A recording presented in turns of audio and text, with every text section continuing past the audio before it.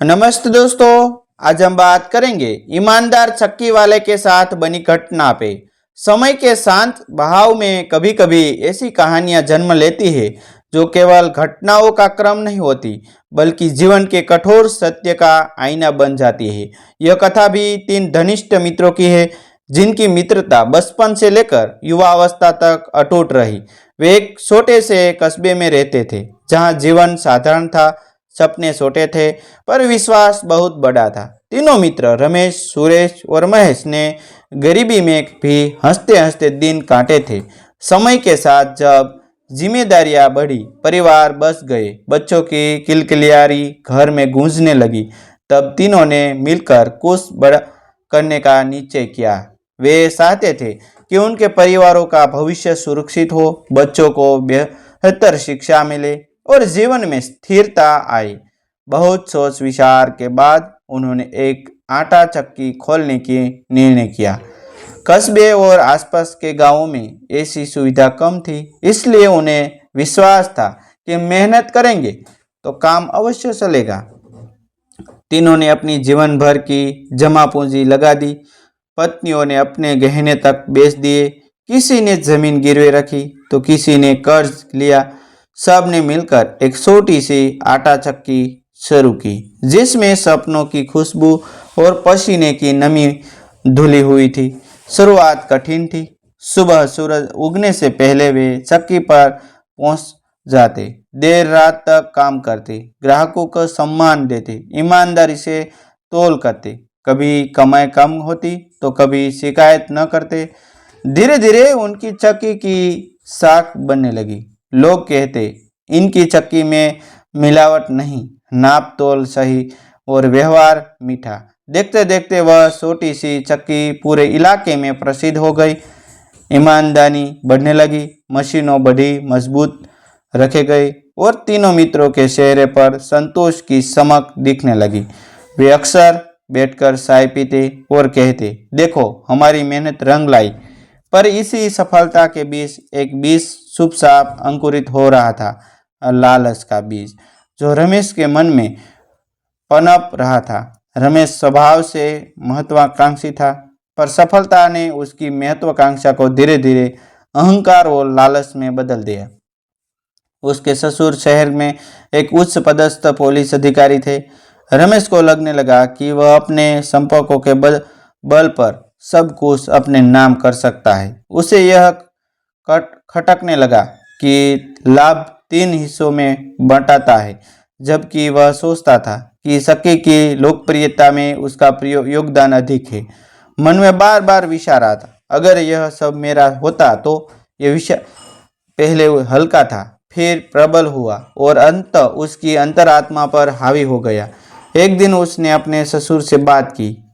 कागजात में कुछ तकनीकी बदलाव, समझदारी की शर्तें के फेरबदल और कानूनी गांव पेश, इन सब के सहारे उसने धीरे धीरे पूरी चक्की अपने नाम कर ली। सुरेश और महेश को जब पता चला तो उनके पैरों तले जमीन खिसक गई। उन्होंने विरोध किया, कानूनी मदद ली, अधिकारियों के चक्कर लगाए, पर हर जगह रमेश के ससुर का प्रभाव दीवार बनकर खड़ा हो गया। उनकी आवाज़ तब दब दी गई, उनकी मेहनत कागजों की सस्पिया में मिट गई। दोनों मित्र टूट गए। जिन हाथों ने दिन रात मेहनत की थी वे खाली रह गए। घरों में चिंता का साया छा गया। पत्नियों रोती, बच्चे पूछते, पापा हमारी चक्की कब वापस आएगी? पर कोई उत्तर नहीं था। उधर रमेश की चक्की और भी बढ़ने लगी। उसने नई मशीन लगाई, शहर तक सप्लाई शुरू की, मुनाफा कई गुना बढ़ गया। वह आलीशान घर में रहने लगा, गाड़ी खरीद ली और समाज में उसका रुतबा बढ़ गया। लोग उसकी तारीफ की सरसाई करते, पर कोई उसके विश्वासघात की गहराई नहीं समझ पाता। सुरेश और महेश के परिवार की आंखों से निकले आंसू और दिल से निकली आहें जैसे आकाश में दर्ज हो रही थी। वे रोज भगवान से न्याय की प्रार्थना करते। रमेश के घर में भले ईश्वरीय आश्चर्य था, पर उसके भीतर कहीं न कहीं एक अनजान भय भी था जिसे वह स्वीकार नहीं करता था। समय बीतता गया। एक दिन रमेश ने सोचा कि अपने परिवार को चक्की दिखाए। बच्चों को बताए कि यह सब उसका साम्राज्य है। वह गर्व से पत्नी और तीनों बच्चों के लेकर चक्की पहुंचा। बच्चे मशीनों को देखकर खुश हो रहे थे। पत्नी मुस्कुरा रही थी। रमेश उन्हें ऊपरी हिस्से से ले गया जहां से पूरी चक्की दिखाई देती थी। उसी क्षण नीति ने करवट ली। अचानक जोरदार आवाज हुई और पुरानी छत जिसकी मरम्मत चलती जा रही थी भर कर गिर पड़ी। किसी को संभालने का अवसर तक नहीं मिला। कुछ ही सेकंड में सब कुछ बदल गया। धूल का गुब्बारा चट्टा तो सामने भयावह दृश्य था। रमेश की पत्नी और तीनों बच्चे मतलब के नीचे दब चुके थे। अस्पताल ले जाया गया पर डॉक्टरों ने उन्हें मृत घोषित कर दिया। एक पल में रमेश का संसार उजड़ गया। जिनके लिए उसने अपने मित्रों को धोखा दिया था वही चारों उसे सदा के लिए दूर हो गया। एक साथ 4 मौत की खबर पूरे इलाके में आग की तरह फैल गई। प्रशंसा हरकत में आया। जांच हुई तो पता चला कि चक्की की छत लंबे समय से कमजोर थी पर लाभ के लोभ में उसकी मरम्मत टाली जाती थी रही। सरकार ने सुरक्षा नियमों के उल्लंघन के कारण चक्की को सील कर दिया। जिस स्थान पर कभी भीड़ लगी रहती थी वहां सन्नाटा सा गया। मशीनों ने खामोश हो गई। रमेश के हाथ से व्यापार भी गया और परिवार भी। उसका विशाल घर अब खाली प्रतीत होता था। दीवारों पर टंगी तस्वीरें उसे काटने दौड़ती। रातों को वह सीख कर उठ जाता। बच्चों की आवाज़ें उसे सुनाई देती। वह समझ नहीं पा रहा था कि यह सब कैसे हो गया। जो व्यक्ति कभी गर्व से सिर उठाकर चलता था अब झुकी नजरों से जमीन देखता फिरता था। सुरेश और महेश को जब यह समाचार मिला तो उनके मन में मिश्रित भाव जाए। एक और वर्षा का दर्द था, दूसरी ओर मानवीय संवेदना। वे अंतिम संस्कार में पहुंचे। रमेश उन्हें देखकर कूट कूट कर रो पड़ा।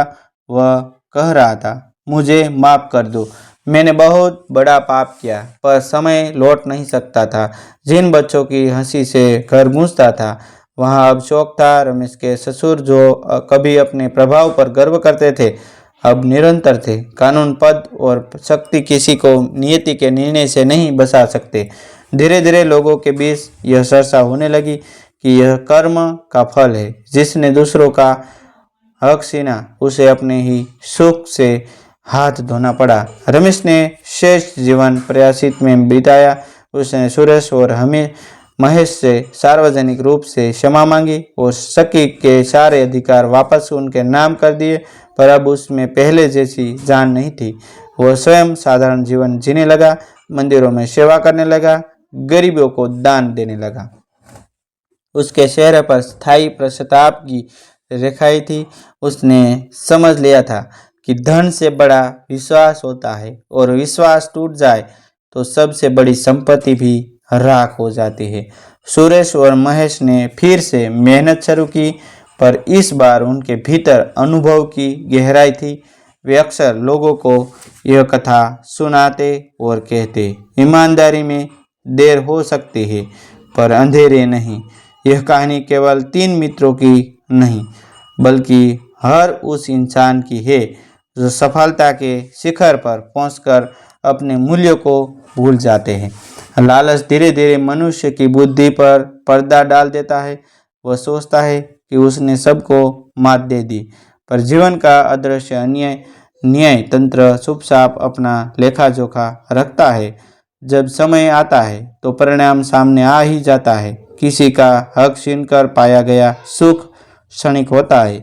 दूसरों की बुराई और आंसू कभी व्यर्थ नहीं जाते। कर्म का नियम अटल है, जो बोएंगे वही काटेंगे। इस कथा का सार यही है कि ईमानदारी और मित्रता सबसे बड़ी पूंजी है। धन कमाना बुरा नहीं पर उसे पाने का मार्ग सही होना चाहिए। विश्वासघात से खड़ा किया गया महल भीतर से खोखला होता है। जब नींव की अन्याय पर रखी हो तो एक न एक दिन वह ढूंढ ही जाता है। इसलिए जीवन में चाहे कितनी भी कठिनाई आए पर अपने सिद्धांतों से समझौता न करे क्योंकि अंत वही सच्ची जे थे कहीं स्थायी सुख है और वही मन शांति देता है। थैंक यू दोस्तों, मिलते हैं।